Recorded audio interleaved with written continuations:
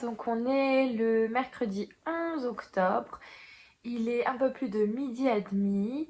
Je reviens ici pour vous parler des tricots que j'ai fait hier soir puisque j'avais pas eu le courage de prendre mon téléphone pour filmer hier soir. Donc voilà. Donc vous allez voir que ma chaussette a encore beaucoup évolué, finalement on est loin de ce que je pensais. Mais c'est aussi ça le design, il faut savoir prendre les idées comme elles viennent. Et du coup j'ai même eu une nouvelle idée de design, donc il faut que je monte tout ça, j'ai déjà tout calculé. Enfin voilà, donc je vous montre. En fait on est sur une petite soquette, donc comme ceci. Voilà. Donc avec un petit point, alors je vais voir comment essayer de mettre ça en forme pour la prochaine. Voir si je rallonge un peu ce qui retombe là ou pas. Je vais voir. De toute façon, il y a plein... Voilà, je sais pas ce que vous en pensez. Perso, je trouve ça très très joli.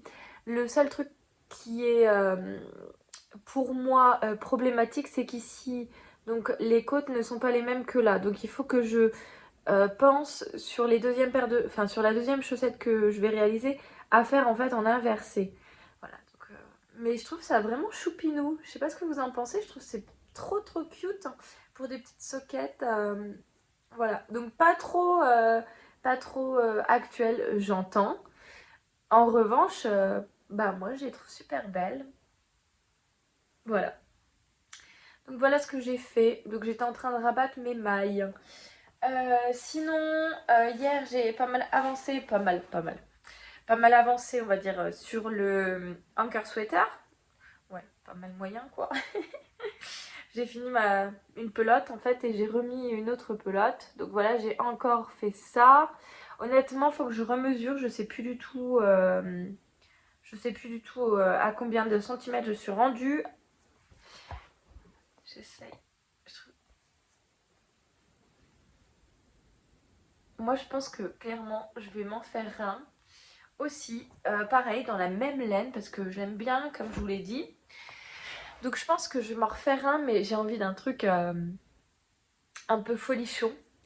J'ai beaucoup envie de faire toute la partie des côtes dans des couleurs différentes, dans des tonalités de rose et le reste du corps blanc. Donc par exemple rose pâle, rose fuchsia, euh, encore plus en fait du plus clair au plus foncé pour après revenir sur une tonalité blanche. Je sais pas ce que vous en dites, personnellement j'ai très très envie de me faire ça. Voilà, donc ça c'est mes avancées pour le moment. Là je vais le reprendre cet après-midi quand mon petit sera à la sieste. Et puis ben je vous tiens au courant ce soir, je pense que j'aurai un peu plus de...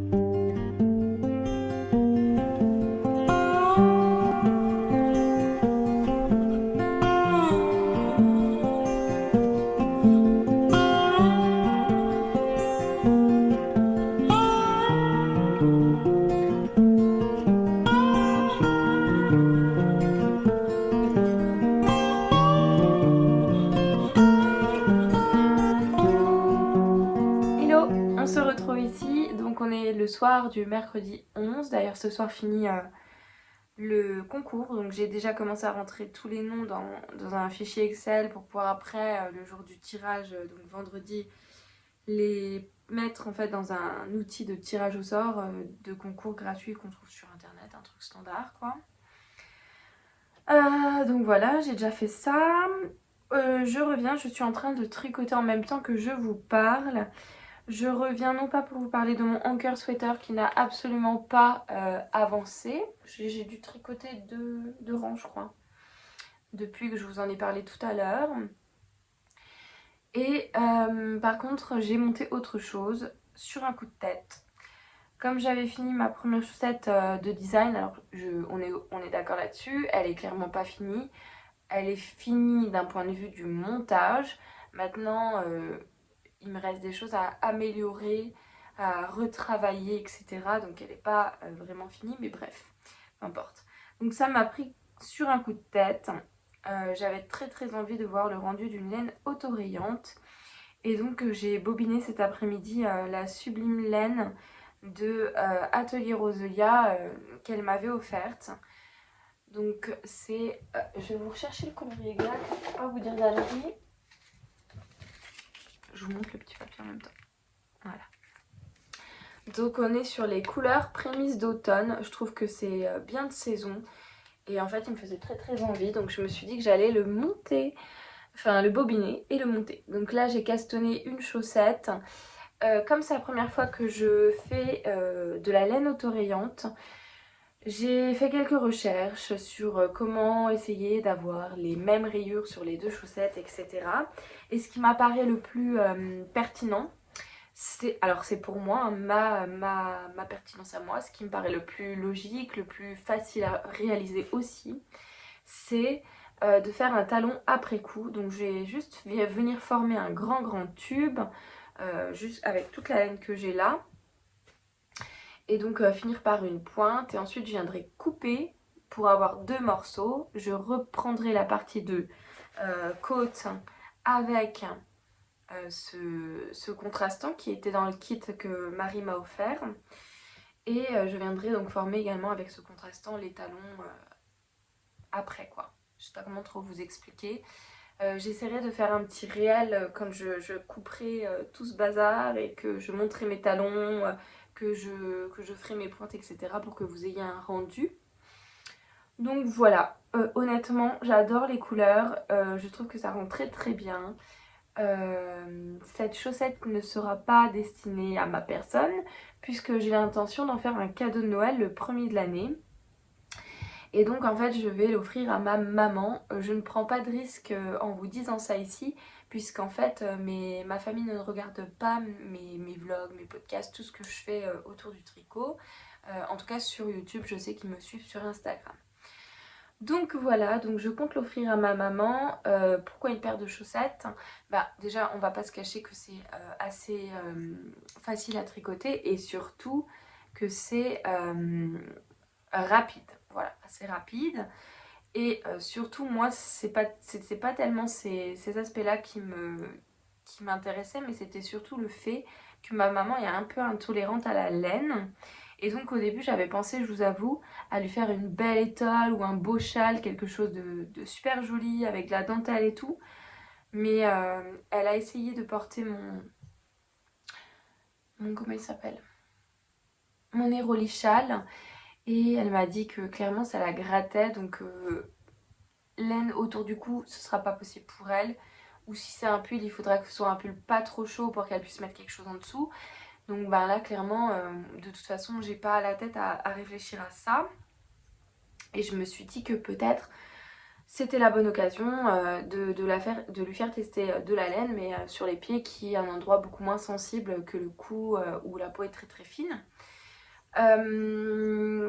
Également, donc je sais pas si c'est dû à la coloration ou au type de laine utilisé par Marie, donc d'Atelier Roselia, mais je trouve que la chaussette est assez rigide. Personnellement, j'aime beaucoup du coup. Ça me fait beaucoup penser à la laine Drops là que je tricote sur le Anchor Sweater de Petite Knit. Donc vous voyez, elle tient toute seule, ce qui n'est pas le cas sur d'autres modèles. Mes autres laines feraient comme ça ou comme ça, enfin bref, retomberaient sur elles-mêmes. J'aime bien le fait que ça tienne tout seul. Je me dis que c'est quelque chose qui va bien tomber. J'apprécie. Là où je peux rencontrer une difficulté sur ce modèle-là, donc sur cette paire de chaussettes, c'est, il me semble, sur la pointure, puisque ma maman chose du 37. Donc une autre pointure que la mienne. Moi, je chose du 38-39. Et donc, je me pose la question de la nécessité d'avoir une règle de mesure de chaussettes. Je sais pas si ça s'appelle comme ça, mais je pense que vous voyez de quoi je parle. Ou s'il existe d'autres outils, ou si on peut le calculer. Enfin bref, j'en sais rien. J'aimerais du coup que vous m'aidiez pour ça, s'il vous plaît. Et que vous me mettiez dans les commentaires ce que vous utilisez quand vous tricotez une paire de chaussettes qui n'est pas pour vous ou dans votre taille, par exemple pour votre copain, etc. Bref. D'ailleurs, moi aussi, j'aimerais beaucoup tricoter des chaussettes pour mon mari. Je dis mon mari, on n'est pas mariés. Voilà. Demain je fais une sortie scolaire, nous allons avec la professeure d'histoire géo, mon collègue d'économie gestion et puis ma collègue de français il me semble. Désolée Delphine hein, si tu passes par là, je sais plus dans quelle matière tu es. On va au Struthof, donc c'est un camp de concentration et on y va donc avec des classes de première et terminale. Là c'était juste pour vous dire que du coup j'allais faire une sortie et qu'on s'y rendait en bus. Donc j'aurai beaucoup d'occasions de tricoter demain, je pense bien avancer sur ce tube de chaussettes. Donc voilà, donc écoutez, ça devrait plutôt pas mal avancer, je vous retiens au courant demain. Je sais que je suis moins présente en ce moment, mais clairement j'ai juste du mal à trouver le temps. Là je suis toute seule en ce moment avec mon petit. Enfin, c'est un peu compliqué, mais voilà. Je suis sûre que vous comprenez. En tout cas, ça m'a fait plaisir de partager ça avec vous. Merci pour tous vos commentaires. Je sais que je vous le dis souvent, peut-être pas assez. Mais en tout cas, ça me touche vraiment beaucoup quand je lis vos commentaires. Euh, c'est toujours émouvant, je trouve, de savoir. Déjà, ça me surprend beaucoup qu'on puisse trouver de l'intérêt dans ce que je raconte. Mais voilà, merci en tout cas. Donc je vous laisse sur ces belles paroles. Moi je vais aller regarder ma petite série que je regarde pour la deuxième fois. Je regarde Gilmore Girl en ce moment et honnêtement j'adore. J'adore. Bref, voilà. Donc je vous dis bonne soirée, bonne nuit, bonne matinée plutôt pour vous parce que je poste souvent le matin. De manière régulière ou pas d'ailleurs, désolée. Donc voilà, je vous dis bonne soirée, bonne matinée, je vais y arriver, 1, 2.